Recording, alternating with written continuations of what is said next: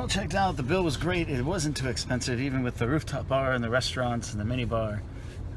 I think I got away with a pretty good deal on this hotel. So good job, Alagon. Great place to stay. Highly recommend this hotel. Probably won't stay there again because there's so many choices if I come back to Saigon. I loved Saigon. This is a really, really cool town. A little bit too big for my taste. But today we are on our way to Da Nang. The Da Nang leg of the trip will be very different than the Saigon leg, which was just here in the city.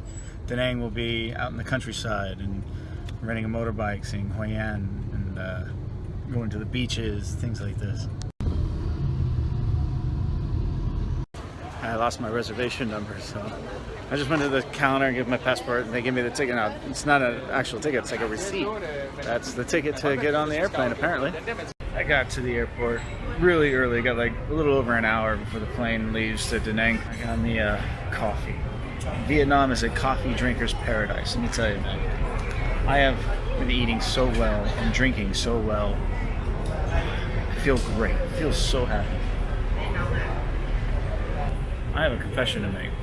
Part of the reason why I came to Vietnam was to look for a job. I thought about coming to Vietnam a while back to teach. It's still kind of the Wild West of teaching. It's not as structured and not as restrictive as China, but it's still a good market and it's a growing market. So I met with some friends and picking their brain and trying to get a feel for the scene here, the teaching scene. It seems very promising for a real qualified teacher. You can do really well here. I took a look at some of the schools, university, college type of gig, or even one of the international schools. They also have a bunch of very high-end middle schools and high schools here in Saigon that were great to go take a look at. One thing that is such a trip here is the fact that the internet works. Everything works. Facebook, YouTube. So yes, I am considering making a move here, and that's one of the reasons why I came, to scope it out. What do you think? Should I move to Vietnam?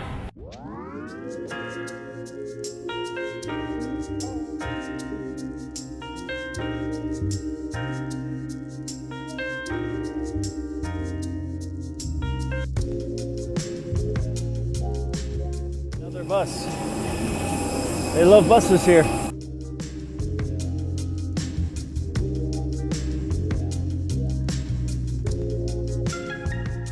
That trip, it only took 1 hour.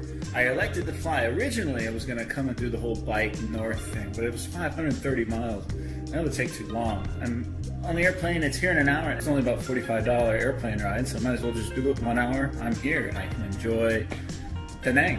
And man, I checked into the Avatar Hotel, a mid-range hotel here in town, and it's lovely, it's great. They gave me an upgrade, and I have this giant room. I think it's even bigger than the room I was in last time.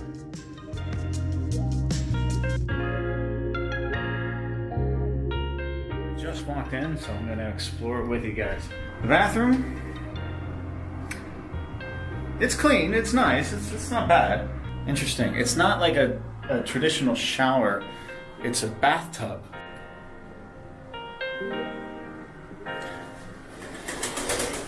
And then I can open that up so you can have a bathtub and people can watch you take a bath. I think there's on like 15, maybe a little bit more floors. I'm on the 10th floor. The view is pretty freaking awesome. That beach, it's kind of rough seas today, but that beach over there is supposed to be one of the nicest beaches in the world. And you can see these vacant lots, like for instance, you got this hotel right here. That's obviously a corner lot, and then you've got a bunch of other lots that have yet to be built on. So this is a developing area of town.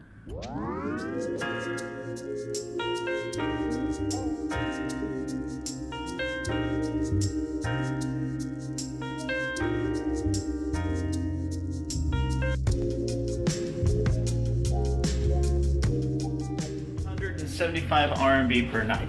That's taxes, everything included. Includes breakfast, includes steam room, just like the last place, includes everything. Da Nang is not a big city. It's about half the size of Zhongshan. About 1.5 million if I recall, but it's growing. They recently got over $4 billion in investments. It's America's investing, the Chinese are investing heavily in all the communities surrounding this town, but also the Koreans, the Japanese are all putting money into this location. And sure enough, there's construction everywhere. There's small construction and big giant projects too.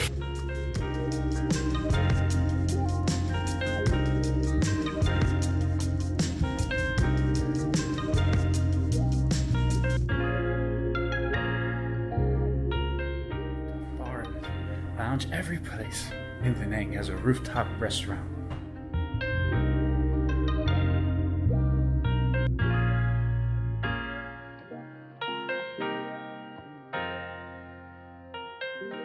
Dude, this is beautiful, and it's cheaper than Saigon and Hanoi. It's much smaller, but that just means it has more to grow. I can see it. It's like a little bay, a beautiful beach that on a sunny day with warm water, there's islands you can go explore, you can go scuba diving, but yet you can surf these waves. You got a surf break out there. Hell, a 6-foot peak. All right, take a gunship back to the division. Lance, go with Mike, let him pick out a board for you, and bring me my Yater spoon, the 8.6. I don't know, sir. It's What is it, soldier? Well, I mean, it's pretty hairy in there. It's Charlie's point. Charlie, don't surf! There's surfing in Vietnam. You can get a massage for about 250 Vietnamese dong, 1 hour. That's amazing price. There are restaurants and coffee shops all around. Across the street there's a motorbike rental place that I'm going to go to next and check out prices because I'm going to rent a motorbike while I'm here. The bowl of pho that I just had wasn't that great, but it was only 30,000 dong, so it was super cheap. And it filled my belly for now. I also just checked with the motorbike place. You can get a nice big Honda scooter with an automatic transmission for $7 a day. I should have spent more time here. The weather is just perfect. It's about 72 degrees, partly cloudy, partly sunny. They say it's supposed to rain here and there. Looks like it has rained a little bit. I'm right on the ocean. There's a nice cool breeze. It's not humid. It's very pleasant. It feels a lot like Huntington Beach. And these neighborhoods are still being put together. But I love the tree lines, and they got coffee shops and restaurants all over the place. About a kilometer and a half, 2 kilometers from the center of town. But I'm 1 block from the ocean. Right here I could rent a surfboard. It's kind of choppy out there today. On a nice sunny day, this would be paradise. And guess what? I see bikinis. I love walking around these little neighborhoods. They're full of coffee shops and restaurants and places you can rent a bike. Lots of apartment hotel style, so you can get short, long term, very, very cheap. 1 block from the beach. Developing, growing. I give it another 5 years after all this construction is done, and this would be just a quaint little beach neighborhood. It reminds me a lot of like a beach town in California. There are no places anywhere near like this in China.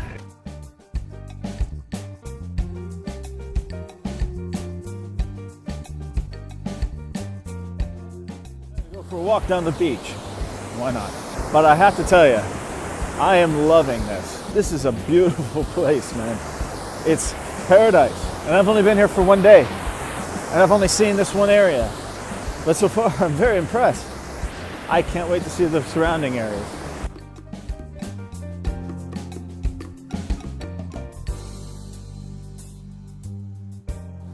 This city seems to have a lot of things checked off the list.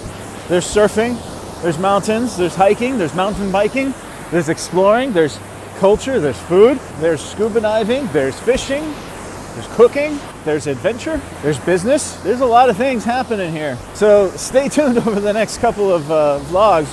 I'm going to explore this city as much as I can, even though I only have 4 days here. I do miss running on the beach too. And this is a long, long beach, and it's rated one of the most beautiful beaches in the world. Cost of living here is pretty cheap. I looked into it. It doesn't cost much. This place is very popular with Chinese. Chinese have even built pretty much an entire city about 2 hours north of here. A lot of Chinese tourists, a lot of infrastructure for the Chinese tourists. Question is, it's the 3rd largest city in Vietnam. Is it big enough? It does seem kind of tiny. This is incredibly clean. It's one of the nicest beaches I've ever been on. But the whole frontage road has almost no buildings. It's all being built right now. This is like the new international hotspot, apparently. And I can see how it can earn that reputation. But there's a ton of money and development coming into this town. I know for a fact that this place already has a reputation in China as being one of the top places to go. They say, forget Sanya, come to Da Nang.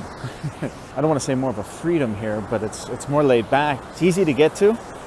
There's an international airport right downtown. Fewer people speak English here. In my hotel, a couple. But just walking around talking with people, it's hardly any. Their problem isn't grammar or vocabulary, it's strictly pronunciation. By Chinese standards, this would be considered a village.